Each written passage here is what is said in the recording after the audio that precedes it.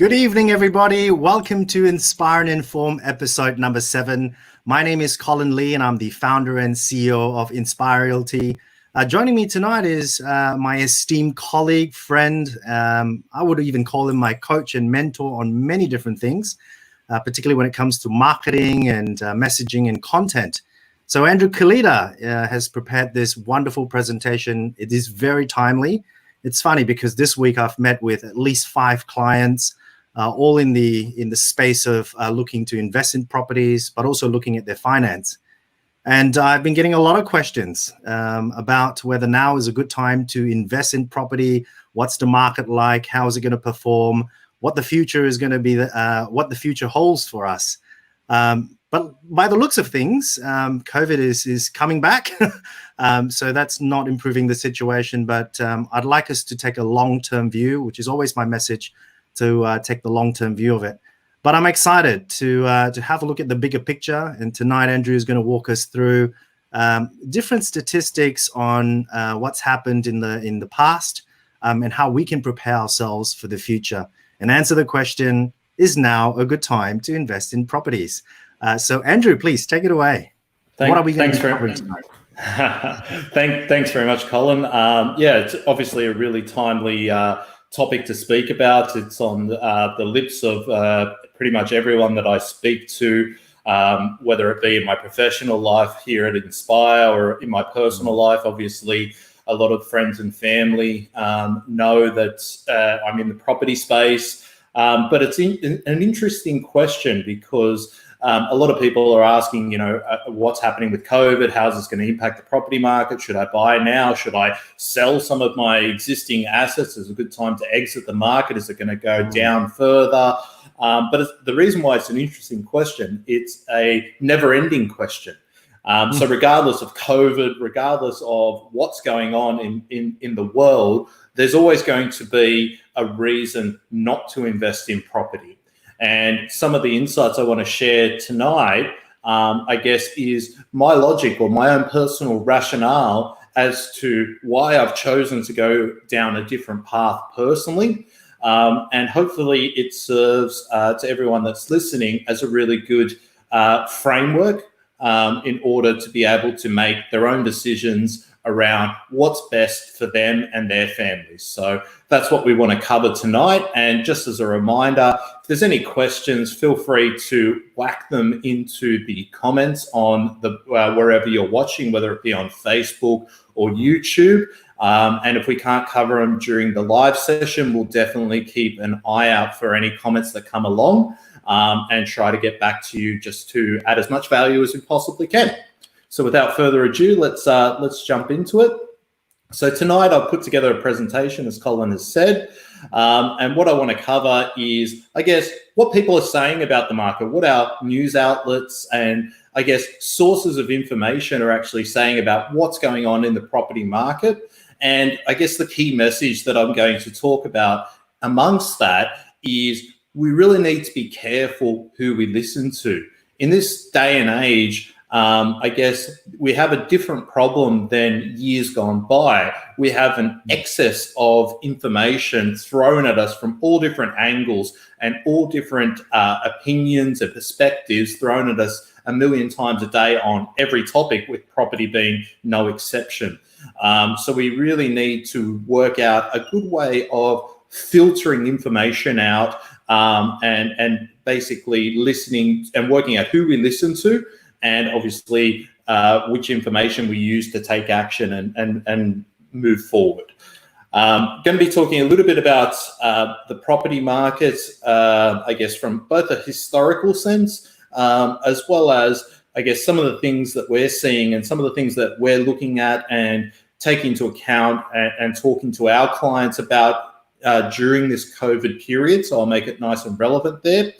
And I guess I'm going to be comparing it, I guess, what we're seeing in the property market against what we're seeing in the share market overall, as well as in the bond market. And the reason why I really wanted to focus in on those three markets is typically for the majority of us, that's where our excess cash or investable income gets dedicated or or directed towards one of those three areas. So we want to have a look at what's going on in all of those three areas. So that way, when we're making a decision about where to put our money or to park our money during COVID-19, we can make an informed decision. I'm going to talk about some of the assistance packages that are being made available for the property market, and I guess pose some of those assistance packages as being some of the reasons why we're seeing what's going on in the property market. And we're going to delve into why the governments and the banks are actually putting in place those assistance packages. What's the rationale? What's the logic behind it? And then what impact are they having today on the property market? So we're going to sort of dive into that.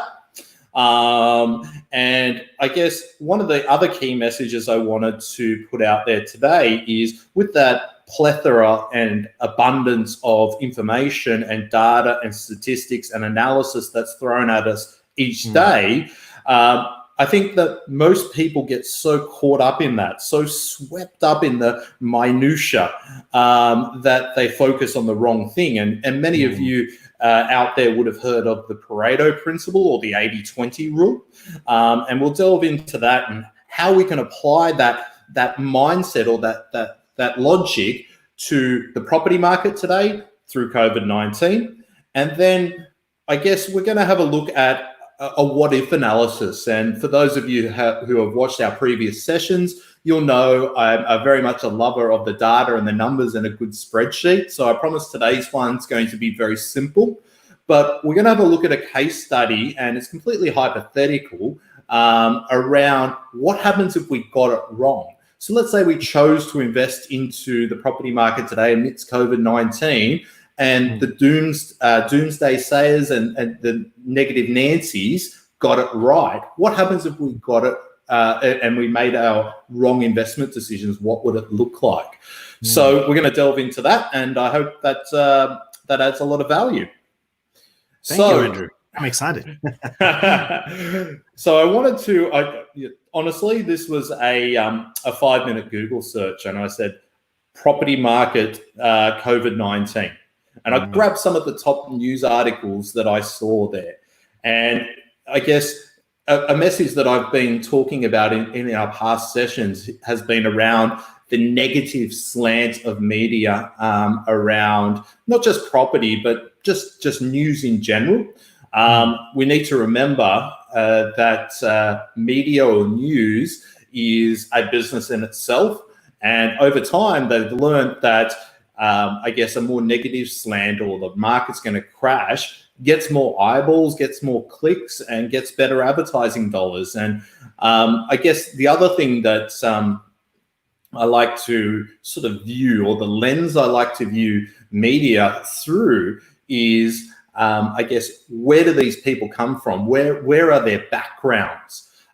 Because I guess a lot of the time we do see people that don't have a track record in property talking about property. And more importantly, we see people that don't have property investments talking about why the property market is going to suffer. So just reading through, Harry Dent, a famous forecaster, I think I think the saying goes, he's forecasted 15 of the last 2 recessions. Very negative. He's doing the rounds again, interestingly enough, with Robert Kiyosaki at the moment, talking about, I guess the Australia's property bubble bursting, the Reserve Bank coming out and suggesting that they might need to pause transactions in property amidst property crash fears, house prices falling. Reserve Bank asking economists to hide data about slumping property prices. Great rental property price crash begins.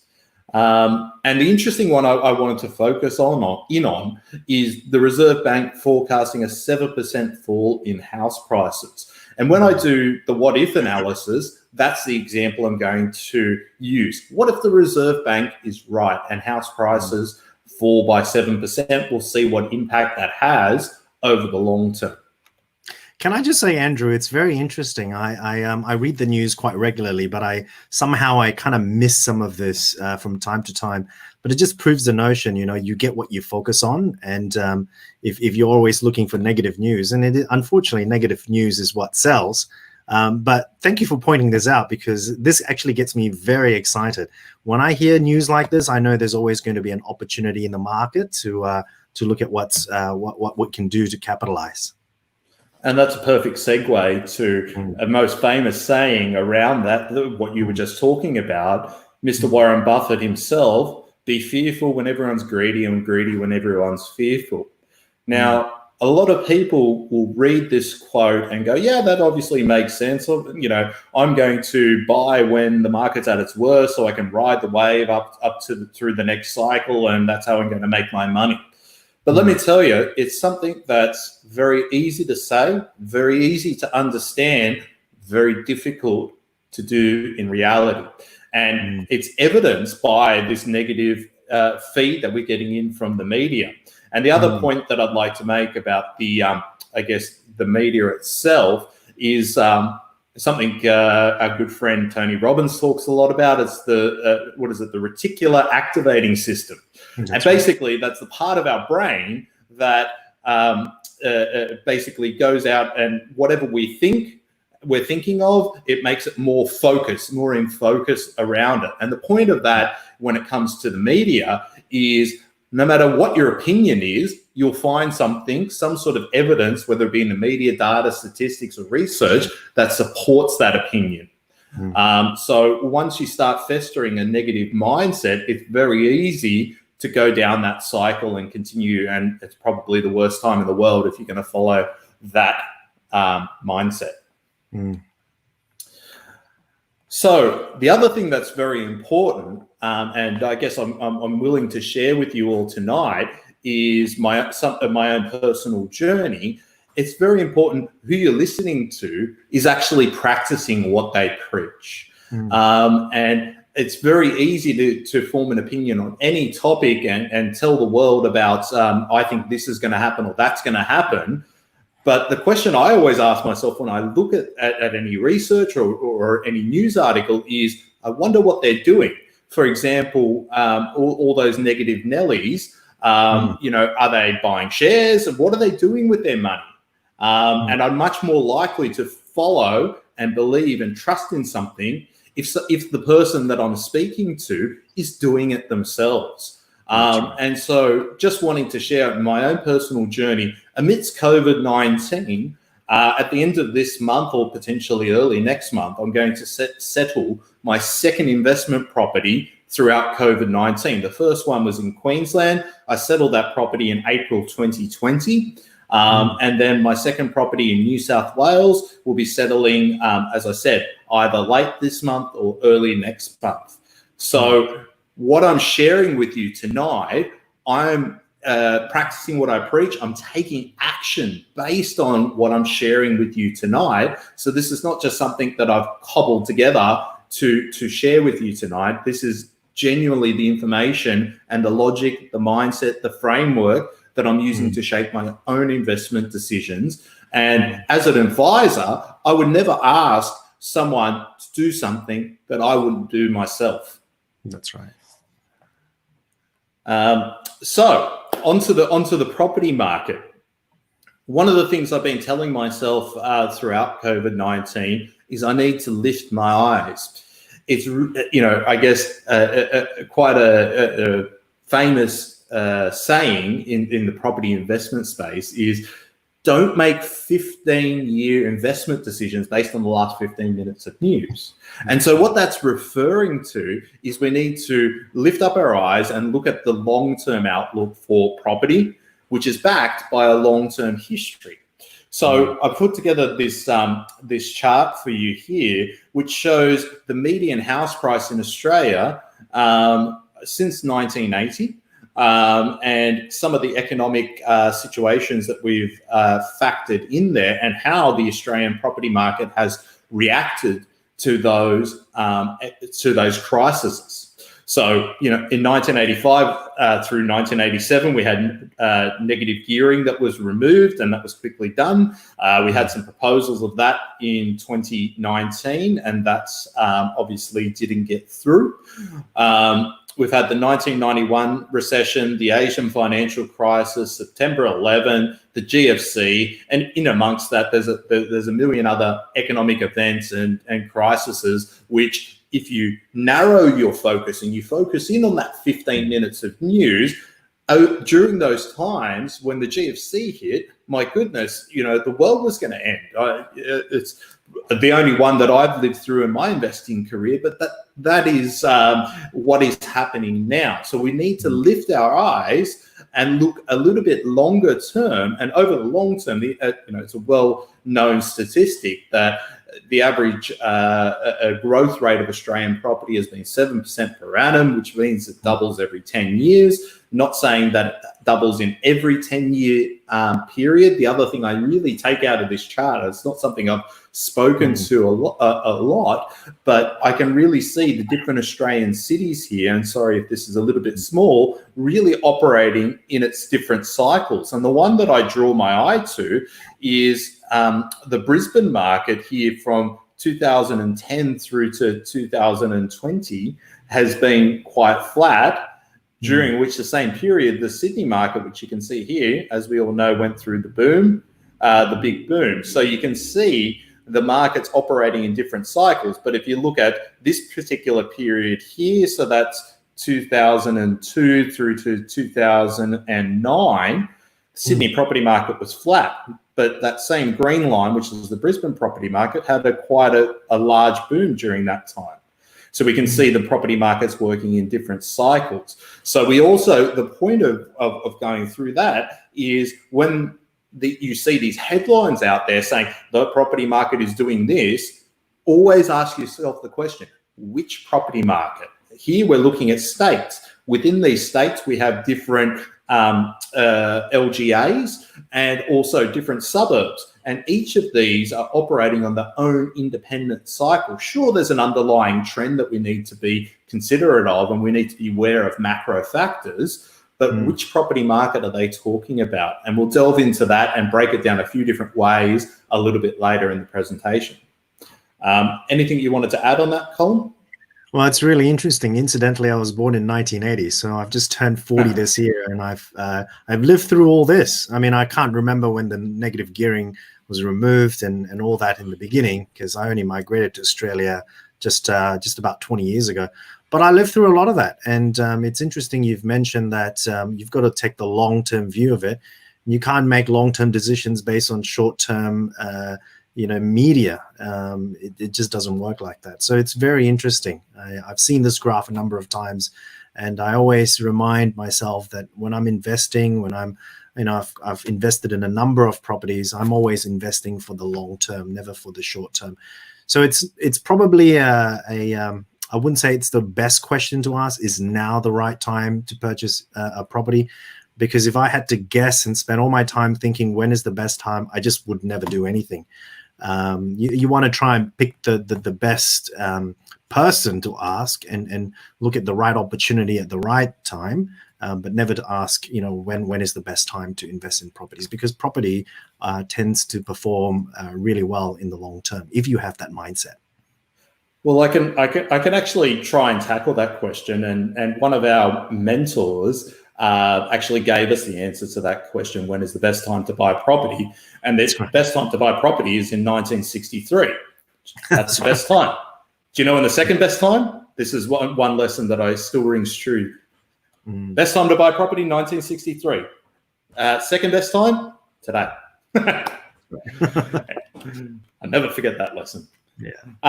But moving away from property, let's have a look at the share market. So the share market has suffered quite a steep decline once COVID-19, this is the Australian share market, just looking at the ASX 200, had quite a significant decline, somewhere in the vicinity of about 20-odd% following the first case of COVID-19. And since then, we've had a bit of a rocky road here. But the interesting thing about the share market, I think the share market is much faster to reflect any fear and greed. You know, always the old adage goes, when it comes to share investing, it's all driven by fear and greed. Because of the liquidity of shares, it's very easy to jump on your trading platform and hit sell or buy. It's so much more responsive than property, which is a much slower thing to sell, etc. So that's one of the reasons why we see a lot more volatility, because of that liquidity. And the other thing is, when it comes to shares, it's heavily dominated by investors, whereas, as we learned in a previous session, 70% of the Australian property market is comprised of owner-occupiers. So it's a very different market. So the point I wanted to share on this chart is, I think that going back to the question of where do you put your money, I think that people are a little bit scared and a little bit unsure as to what direction the share market's going to take. And obviously there's some exceptions to that, and there's some definitely some knowledgeable people who know what they're doing that can make some money in this kind of market. But I think in general, the average Joe Blow Australian is a little bit trepidatious around what's going on in the share market. So I think the inclination and the natural, I guess, movement of that money potentially can end up in the property market, which is still in the Australian psyche seen, you know, bricks and mortar is as a safe investment. And I think that's what's underpinning the Australian property market at the moment, and why we're not going to see the wild volatility that's been predicted. And we see evidence here in the share market. The other asset class is bonds. So for those of you who are not aware, Australia over the past, well, since 1991, as we can see here, has been in a downward cycle when it comes to interest rates. Interest rates, as we know, are at a record low at the moment. That was driven initially pre-COVID by, I guess, the low inflation rate and trying to stimulate some spending in the Australian economy. And I guess the RBA has been very transparent, who sets these rates, that we're likely to be in a low interest rate period for a significant period of time. We must be mindful as long-term investors that at some stage, I think the long-term average interest rate is around about that 6% mark. So at some stage, I will go back up, but for the foreseeable future, we're likely to see these kind of interest rates remain. And what that means is, if you're investing in long-term government bonds, which is seen to be, I guess, another alternative to keeping your money in cash, backing on the strength of the government, you're getting a very, very low return at the moment. You're getting a 1.5% return. So again, with people questioning, I guess, the volatility of the share market on one hand, and knowing, well, I can't put my money in the bank or put it into bonds to keep it safe during this period over the short to medium term, because I'm getting such a low return. Where do I put my money? And again, that leads me to have some strength and some confidence around the Australian property market in general. So we're getting a lot and I guess couple that, we're getting a lot of assistance when it comes to supporting the property market from both federal and state government levels.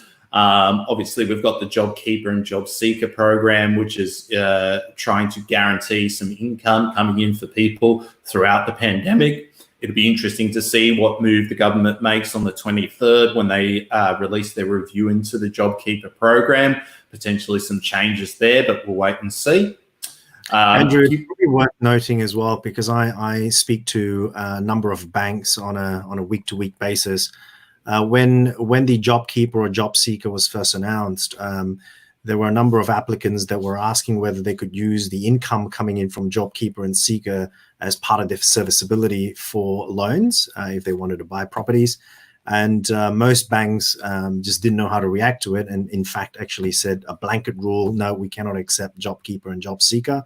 But now I'm starting to see a number of second-tier lenders starting to ease up on that, and they're starting to accept more and more JobKeeper and JobSeeker because they know that that's temporary.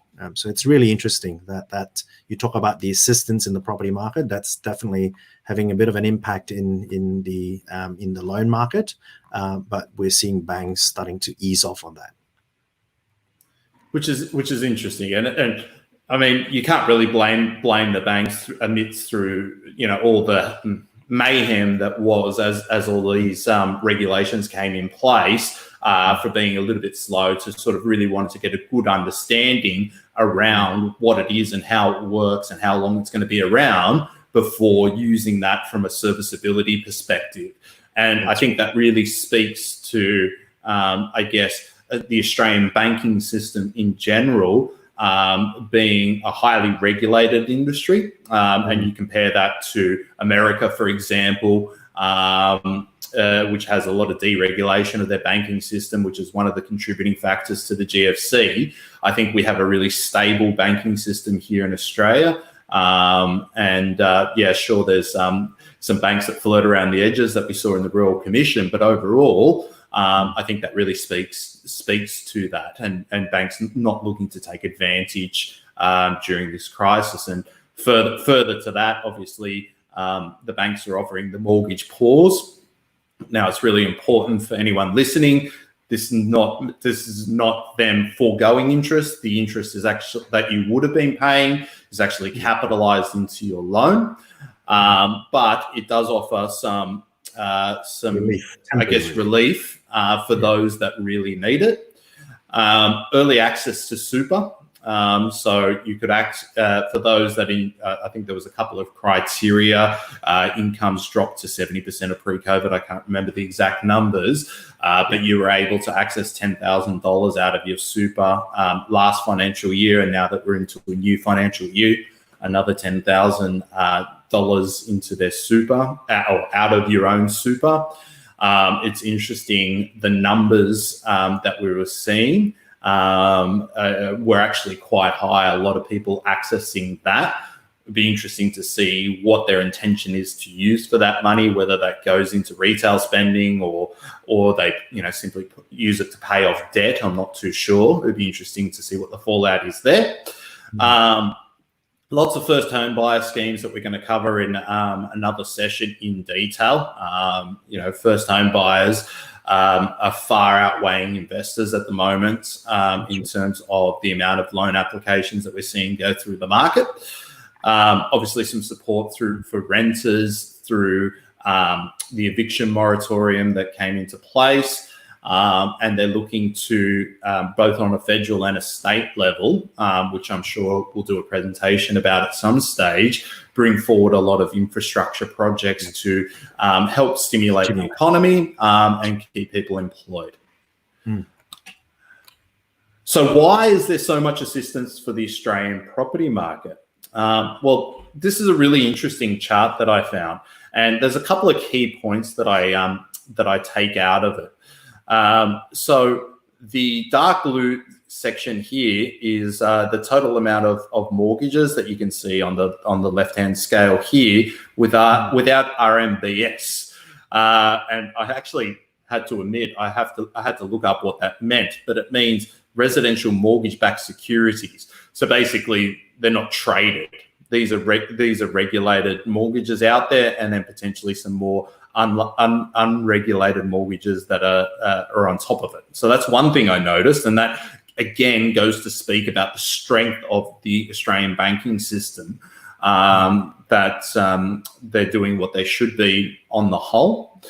But the other point I take out of this is that Australian banks have, through lending, have the largest stake in the Australian property market.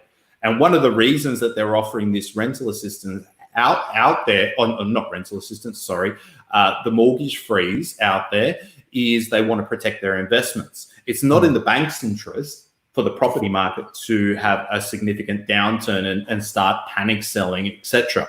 So that's one of the reasons why they wanted to actually offer this the mortgage freeze.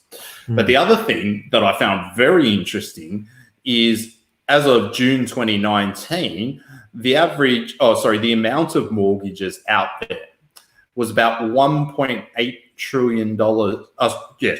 $1.8 trillion or 1,800 billion worth of mortgages out there. But in last week's session, it was interesting. We shared that the Australian property market is valued at about 7.2 trillion. So it has, the amount of loans against the value of the Australian property market is about 25%. And I think this really speaks to the stability of the Australian property market as a whole. And it's one of the reasons that I'm putting my money out there or in the property market. And the other interesting thing that I looked up was the property multiplier effect. And this speaks to the last point from the last slide when we were speaking about infrastructure. Why is the federal government so keen to pump out money when it comes to infrastructure, to put out these first home buyer assistance plans to try and stimulate the property market there? And they're targeting new builds. They're trying to target construction through either infrastructure or new builds. Why are they looking to do that? And the interesting statistic that I found from the ABS was $1 million of spending in the property industry leads to about $3 million in economic activity. So 1 to 3, every dollar spent equals $3 of stimulus to the economy. And that's the reason for that is there's so many associated industries or types of businesses within the chain. For example, someone goes out and buys a new home. The next thing they do is, well, I need a couch to go and fit in that home. I need a fridge. I need to put on Foxtel or whatever it may be. There's so many associated things that people buy when it comes to the property market. That's why we see such a stimulus, or $1 spent to $3 of economic activity. But the other interesting thing is every $1 million equals 37 jobs created for the Australian economy. And amidst COVID-19, one of the main focuses in stimulating the economy is keeping people employed. And so that's why I think we're going to see a lot of infrastructure brought forward, which adds to desirability and basically keeps a cap on any, I guess, negative effects that we see in the property market when it comes to COVID-19. Sorry, we're going over again, but I think this is pretty cool stuff.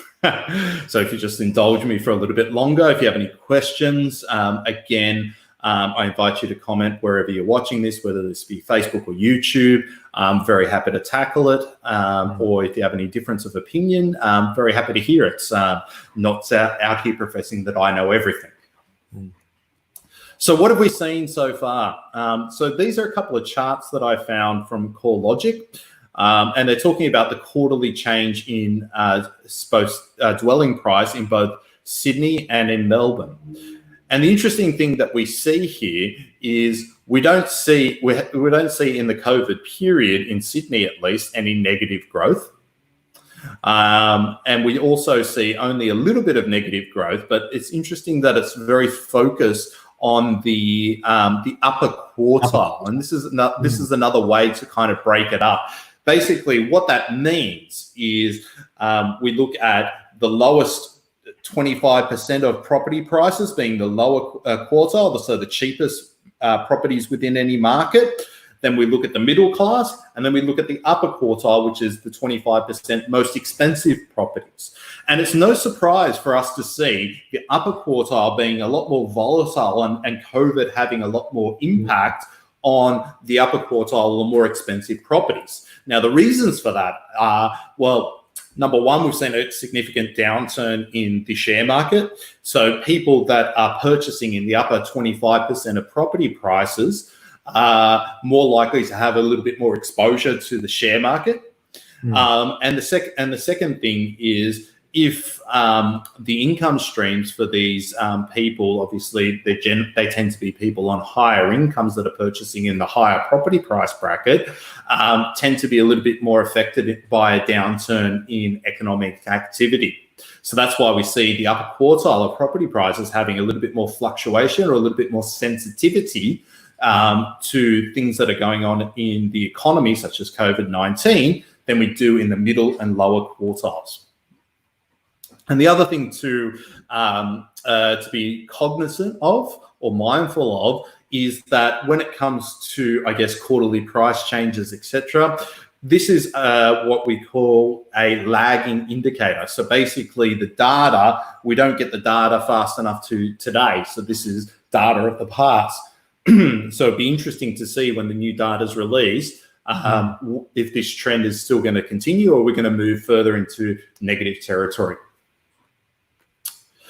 The other thing that is a little bit more leading data or real-time data that we look at is the clearance rates and volumes of, volumes of auctions.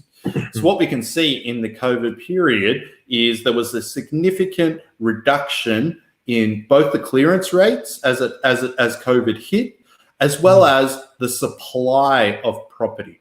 And it's very important to view these two things together, not as standalone figures.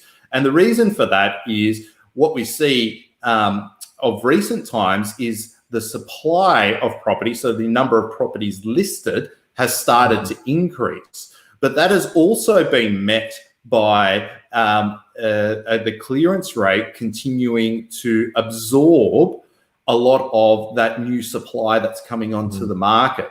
So what that means is we've had a reduction in obviously supply, but the demand is still there. And that was obviously caused by things like not having access to open homes, etc., being a little bit more difficult to transact in the property market, that reduction in supply. But when supply has started to increase, the underlying demand has still been there to absorb that additional supply. And so that really speaks volume of the fundamental strength of the Australian property market still being there despite all the challenges that we're having as a country from both a medical and an economic perspective caused by COVID-19. So I mentioned also that people tend to look at things the wrong way around. And so that's probably a good segue to say that the fundamental base is still there within the Australian property market. And 80% of property selection and timing selection, etc., is based on the fundamentals. What are the fundamentals of property? Simple: population growth, infrastructure, employment, and also the demand and supply. And we won't delve into what that all means right now and how do we calculate that. But 80% of our focus when we're choosing whether or not to invest in property and where to invest in property should be focused on the fundamental side, and 20% for the rest of it: the current auction clearance rates, vacancies, search demand, time on market, rental yields, development potential, the quarterly price index, discounting, proportion of renters, the number of stock on market, all those things that we hear reported on the media on a daily basis, which are shaping our investment decisions, are really the 20% that we don't need to be focusing on. Once we establish our 80% based on the fundamentals, we use that 20%, and these are some of the things that we look at for our clients, of when and exactly where to buy. But always the starting point is based on the fundamentals. I like that, Andrew. I mean, having said that, I think you've really helped us to look at a lot of those very important figures, the auction clearance rates, the vacancies, the supply and demand that you've just spoken about. I think that's important for you to make an informed decision. But I think, like you said, it's not about spending all your time trying to dissect and analyze it till the cows come home and then not be able to make any decisions out of it. I think for me, something I've learned from a lot of very, very successful property mentors and investors, they always look at that 80%. It's looking at the fundamentals, what's really important, and looking at the bigger picture. So I like it. But having said that, I think it's also, I think it's your responsibility, and I think we have to take it upon ourselves to look at the bigger picture, and also make informed decisions based on what's happening in the marketplace. We can't just close a blind eye. Now that there's so much negative news in the media about property, I think now is actually a really good time to see some good opportunities. So that tells me that now is a good time. Anyway, there's never going to be a perfect time to buy property, but it's in 1963. That's right. That's right. So, quick case study. What if we get it wrong? So I've just put together a couple of quick figures for you, and this I think is the last slide. So I said, okay, if we take the case example, the Reserve Bank put to us and said there's a 7% fall in house prices. So I said, right, is that for the next year, or I think so. Yeah. Okay. Yeah, I have to relook at the article, but let's say 2020, we bought a $500,000 property. It declines by 7%. And then let's say we have a slow recovery. So, 0% growth in 2021, 3% growth starts to get a little bit better at 2022, 2023, 5%, and 2024, for example, let's say we find it takes us that long to find a vaccine for COVID-19 or whatever it may be. And we return to the long-term average growth rate of 7%. So our decision that we make in 2020 is equal to, a $500,000 property is $754,000. So there is, I guess, property is an interesting asset class because it's rather forgiving, providing that you're into it for the long term. Absolutely. And then we compare that with our other option today. We could invest in 10-year bonds. If we had $500,000, which we may not do because in the case of property, we can actually borrow and leverage, we might put in a $100,000 deposit to buy a $500,000 property. But let's say we had $500,000 cash, growing at 1.5%, we end up with $580,000 after our 10-year period. What if we get it right? Well, if it grows consistently at 7%, never happens like that in reality. Disclaimer, I'm not suggesting that it does. And that's probably a good segue that, obviously what we're sharing tonight is general information and doesn't constitute advice. I probably should have thrown that in a little bit earlier. But it means that we end up with 983. So it roughly doubles every 10 years, growing at a 7% growth rate. So the opportunity cost of even if we got it wrong, or even if the other way to look at it, if the Reserve Bank got it right, the opportunity cost is not that significant, providing that we give it enough time. And that's a perfect segue. Is there's only two paths that we can go if it's the right time to buy property. Are you an optimist or you're a pessimist? Is the glass half full? Is the glass half empty? And generally what we find is it's people that are more optimistic, particularly over the long term, that ends up with success in any type of investing. So I guess the third question that most people don't ask is, what if you do nothing? What if you take the pessimistic view and say, property market's going to crash, and you do nothing? Are you going to be in a better position than you are today by having made that decision? That's for you to answer. I can't answer that question because it's going to be different for everyone. But even by, I guess, doing nothing, you're still making a decision. And there's always going to be a reason out there to not take action. There's always going to be a coronavirus, a removal of negative gearing, a GFC. That over your investing journey, there's always going to be a reason. So you need to balance that multitude of reasons against the reasons to do it, and again, as we always say, beginning with the end in mind, and I guess creating a plan and taking action towards that plan. Other couple of final points. The best way, or the easiest way, or the quickest way to success is to not forge the way yourself. Is to find someone that's already done what you're looking to achieve and follow in the same paths. There's lots of paths towards achieving goals, particularly when it comes to investing, but it's very difficult to make that journey alone, because regardless of whether or not now is the right time to buy the property, you need to be able to hold on to it and have that intestinal fortitude. What if you were in a position like me, for example, with already multiple properties? Now coronavirus hits. You need to be able to remember of why you're doing this in the first place and not simply sell out at the first sign of trouble. And you need someone there to hold your hand, to coach and mentor you through that. So I think that's the final couple of points that I really wanted to touch on. Anything to add? I know I've gone over. That's all right. I just wanted to thank you so much, Andrew. You lived up to your reputation of being a data nerd. But what's really, really cool is that you're able to simplify the information and help even myself. I mean, I've taken a few pointers out of this.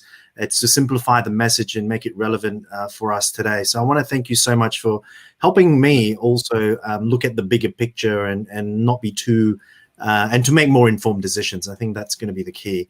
So I put it out to you. If you want to have a chat, as Andrew said, if you want to be successful, you talk to someone who's successful and has a long-term view on property, but also a successful property investor who's gone through a lot of the ups and downs in the property market. But, someone to mentor you, to coach you through this and to hold your hands and to say, hey, you got to stick with it, because too many times property investors give up a little too early. Or they live in a land of inaction and they just don't do anything, and they want their situation to change. So if you're interested in having a discussion with us, it's going to be a very relaxed conversation. We offer a free 45-minute consultation just to tell us a little bit about what your goals are, what you're trying to achieve. And also it gives you an opportunity to ask, questions that is personal and to your own your situation. And we'd like to help and answer as many of them as possible based on our experience and our knowledge as seasoned property investors. So I want to thank you so much, Andrew. You've been fantastic. Visit our website, www.inspirerealty.com. And if you want to have a chat with Andrew, just say, I want to have a chat with Andrew. If you want to have a chat with me, let us know you want to chat with myself. Thank you so much for your time. And we look forward to the next episode of Inspire and Inform, episode 8. Next week, I'm going to be in Brisbane, visiting my in-laws and visiting a couple of my own investment companies as well. That's right. Hopefully, the borders don't close by the time I get there. So Andrew would be taking over the Inspire and Inform episode 8. I'm certainly very excited to see what he's got to share next week. Thank you so much and have a good night. Good night, everyone.